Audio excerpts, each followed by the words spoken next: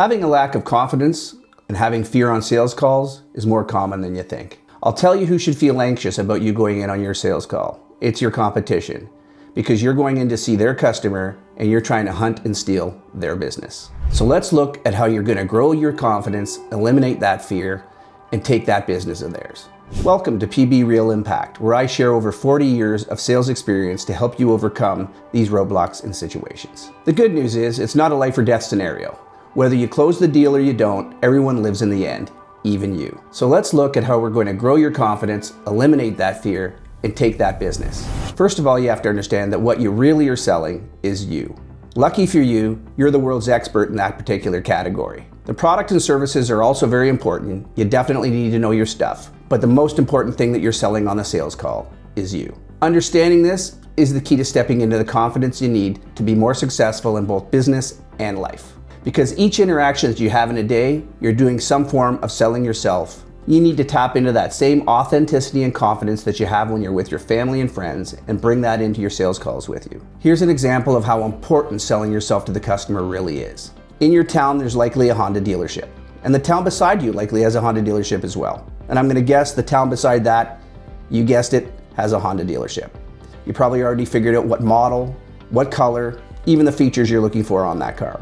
You'll likely go into more than one dealership, whether that's one, whether that's two, whether that's three.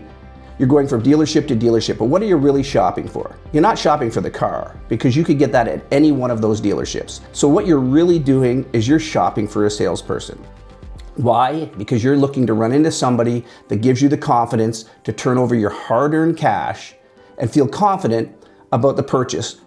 So again, what you were truly doing is you were shopping for a salesperson, not a car. Whichever one of those salespeople that took the time to sell themselves to you, that's who won the business. And that's why it's important that you understand in your sales call, you're selling you. So how do you get comfortable with having these conversations? Start by putting yourself in uncomfortable situations in your daily life. Engage with strangers. Try to connect with your server or your barista, and don't be afraid to embrace opportunities where you can speak in front of people. Maybe that's on your sales team, maybe that's in an association. Getting comfortable with these uncomfortable situations is key to giving you the confidence for when you sit down on a one-on-one sales call and that customer or buyer is on the other side of the desk. Put yourself out there on social media. Be vulnerable.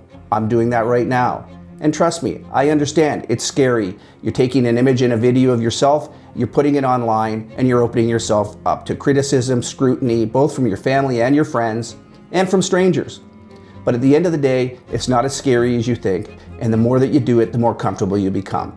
So jump on Instagram, post that video of you at some event that you're enjoying yourself at. When you're with your family and friends, take note of how you feel when you're having conversations. When you're with your family and friends, take note of how you feel. How are you engaging? What part of the conversation are you in? Are you part of the flow of the conversation? How does that feel? Make a point of being present, because you want to take that same energy, that same feel, and that same comfort, lock it away, and be able to pull it back out when you're on sales calls and you're in that appointment across the desk from the buyer.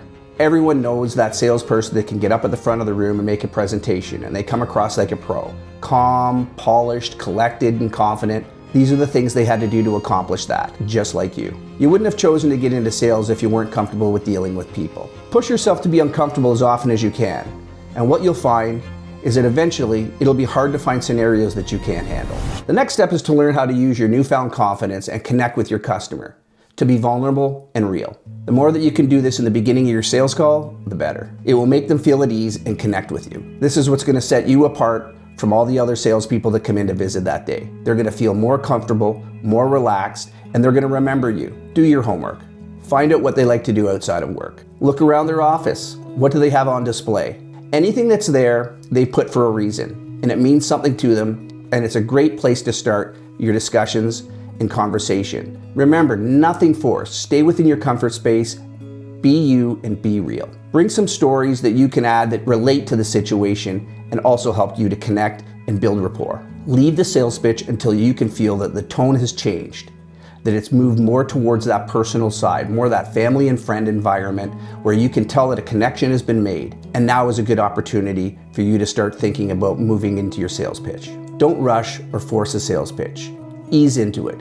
Keep the flow smooth and speak confidently and identify the key things that separate you from your competition. I guarantee if the only person that you're trying not to let down during your sales call is you, you're gonna see a whole new level of success. And you're gonna start to look forward to your next sales call as an opportunity to shine. If you'd like to go deeper and have a one-on-one conversation, just leave me a comment below and say, I'd like to connect. Until next time, keep chasing success, but don't lose yourself in the process.